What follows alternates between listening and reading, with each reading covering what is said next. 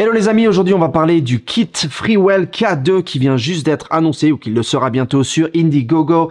Ce petit kit, c'est un kit de filtres ND et d'autres filtres dont je vais te parler dans un petit moment. Alors la façon dont je vais faire cette vidéo, c'est que je vais d'abord te parler des informations générales, des spécifications, etc. Ensuite, je vais parler des côtés positifs et ensuite je te dirai dans la dernière portion de cette vidéo quels sont les côtés que je trouve négatifs ou pas terribles, ok? Alors pour la partie générale, la première chose que tu dois savoir, c'est que dans ce kit, tu as, si tu tires cette petite ficelle ici, cette petite corde, il te donne différents adaptateurs avec différents types de diamètres pour le pas de vis. Donc tu as les diamètres habituels, 82, 77, 72, 67, qui sont inclus dans la boîte. Et ensuite, tu peux demander des pas de vis additionnels, comme par exemple le 58 que j'ai demandé pour mon objectif Samyang Cinema. Il y a aussi la technologie True Color qui en fait veut dire couleur véritable. Donc c'est les couleurs qui étaient sur scène ou sur place lorsque tu as shooté ta vidéo. Et ça te permet d'avoir des couleurs qui n'ont pas la tendance à être un peu plus vertes, un peu plus magenta, mais vraiment avoir des couleurs qui soient correctes. Ce que l'on trouve dans cette boîte, dans ce kit, c'est tout d'abord, tu as de ce côté un filtre ND variable de 1 stop à 5 stops. Donc quand tu tournes, ça change l'intensité du filtre. Ça, tu les mets de façon magnétique, comme on voyait sur leur petit kit que tu as sûrement déjà vu. Donc ça, c'est vraiment un filtre que tu mets par-dessus, clac, et ça reste magnétisé dessus, aimanté, voilà, aimanté, pas magnétisé, attention. Si tu tournes ça de l'autre côté, tu auras un filtre polarisant circulaire. Dans le filtre polarisant, le but, comme tu le sais peut-être déjà, c'est de couper certains rayons de lumière pour éviter que les surfaces aient des reflets tels que l'eau ou enfin toute surface qui n'est pas métallique. Ça permet aussi d'avoir des couleurs plus intenses sur par exemple de l'herbe, des plantes, des arbres, etc. et d'avoir plus de contraste. De l'autre côté, on a cet autre filtre ici qui te permet de faire 6 à 9 stops d'intensité du filtre ND. Donc ça, de nouveau, c'est une bonne chose quand tu vas à l'extérieur et que tu veux shooter avec ton diaphragme complètement ouvert, ça te permet de le faire. Et de l'autre côté, on a un ND32 avec un filtre polarisant. La raison pour laquelle ils ont réussi à mettre les deux ensemble, c'est parce que le filtre ND32 ne change pas et le filtre polarisant, quand tu tournes, ça varie la quantité de lumière qui rentre et les reflets en fait du filtre polarisant. Donc ça, c'est ce qui est inclus avec cette tête, comme je l'appelle, le porte-filtre. Maintenant, ils ont fait quelque chose de plus, c'est qu'ils ont rajouté des filtres qu'on peut mettre devant. Alors, pour faire cela, tout ce que tu as à faire, c'est tu ouvres les petites poignées que tu trouves ici, comme ceci, voilà. Et je croyais que c'était des poignées au début pour tenir le porte-filtre, mais en fait non. Le but, c'est vraiment d'ouvrir, on va dire, la partie où tu peux glisser les filtres, ce qui te permet de les prendre, de les mettre comme ça et de les glisser, tout simplement. Et toute la partie de devant aura ce filtre qui te permettra en fait de changer ou de varier certains éléments. Commençons par le tout premier, c'est le filtre graduel dur. ND 0.9. Donc ce que ça fait, ça, c'est que, comme tu vois, ça obscurcit à partir d'une certaine ligne. C'est pour ça qu'on appelle ça un filtre dur et pas moyen, parce que le dégradé est vraiment très dur. Donc ça, ce que tu fais, c'est que tu le mets sur la ligne de l'horizon et ça va faire que tout ce qui est en dessus sera sombre et tout ce qui est en dessous ne le sera pas. Comme ça, tu peux contrôler dans les jours où il fait très beau le type et la quantité de lumière qui vont arriver sur ton image. Une chose que tu peux remarquer, c'est que toutes ces petites pochettes ont des aimants. Donc quand tu fais ça, ça se ferme tout seul et ça ne bouge pas. Voilà. Donc ça, c'est de nouveau des détails qu'ils ont rajoutés. Le prochain qu'on a ici, c'est le Snow Mist 1/4. Donc le but du Snow Mist 1/4, je ne sais pas si tu le sais, mais c'est de rajouter des halos sur les lumières hautes, de réduire le contraste et de rendre les détails de la peau un peu plus soft, de façon à ce que ça ait un look un peu plus cinématique. Voilà.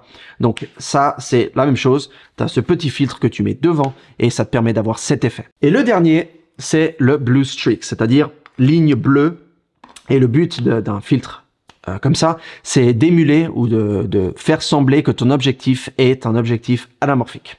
Les objectifs anamorphiques, quand ils reçoivent une forte source de lumière qui rentre, ça fait cette espèce de bling bleu, un peu science-fiction. Voilà, et ça, tu peux le faire avec ce genre d'objectif. Donc, tu peux rajouter ça par-dessus ton porte-filtre pour non seulement avoir la possibilité de varier l'intensité de la lumière avec les filtres ND, mais tu peux rajouter des effets qui sont relativement sympas. La boîte en soi pèse 507 grammes, donc c'est assez léger. Et ça inclut le porte-filtre, les filtres ND et les adaptateurs pour les différents diamètres des pas de vis de tes objectifs. Et cela nous amène dans la section des côtés positifs. Alors, le premier, c'est que ce kit te donne vraiment la fonction tout en un. Donc là-dedans, tu as à peu près tout ce que tu auras besoin. Peut-être que dans le futur, ils sortiront différents filtres comme cela. ce qui te permettra d'avoir encore plus d'effets, encore plus de différents setups que tu peux faire, en fait, que tu peux effectuer. Et tout est inclus dans une boîte et dans quelques petites pochettes. Donc tout ça, bah, tu le prends avec et tu as tout ce qu'il faut avec toi, tout en un. L'autre chose, c'est le fait que c'est un système magnétique, comme je te l'ai dit avant. Donc tu peux prendre et tu mets dessus et ça reste, ça ne bouge pas.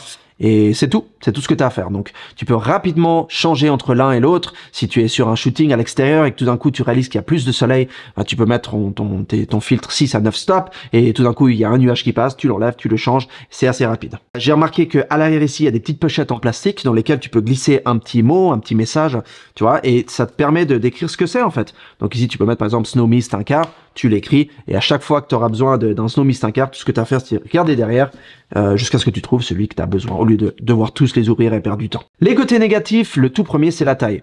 Je trouve qu'il est beaucoup trop carré, beaucoup trop rigide et en fait tu vois la partie de dessous ici elle bouge pas, donc si tu écrases ça ne bouge pas. La chose que je pense c'est que tu as tous les adaptateurs pour les pas de vis différents, de différentes tailles, différents diamètres. Donc tu passes de 67 à 82, tout est inclus ici, ce qui est génial. Je veux dire, tu tires comme ça et ça te les montre tous. Et si tu as besoin, tu peux changer. Mais moi, par exemple, je shoot que avec du 67 mm d'habitude. Donc j'ai pas besoin des autres. Donc tu dois te trimballer un truc qui en fait plus de la moitié, c'est pour ça.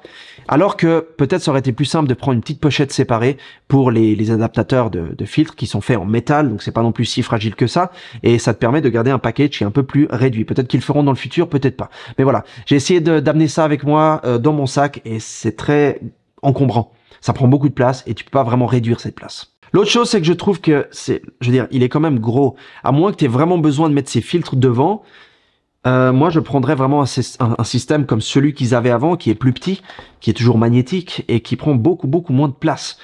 Là, vraiment, c'est vrai que ça rajoute la possibilité de mettre ces filtres. Si tu en as besoin, tant mieux. Ou si tu shootes avec quelque chose, par exemple, avec du 82 mm, 77 mm, peut-être que ça peut valoir la peine parce que c'est grand.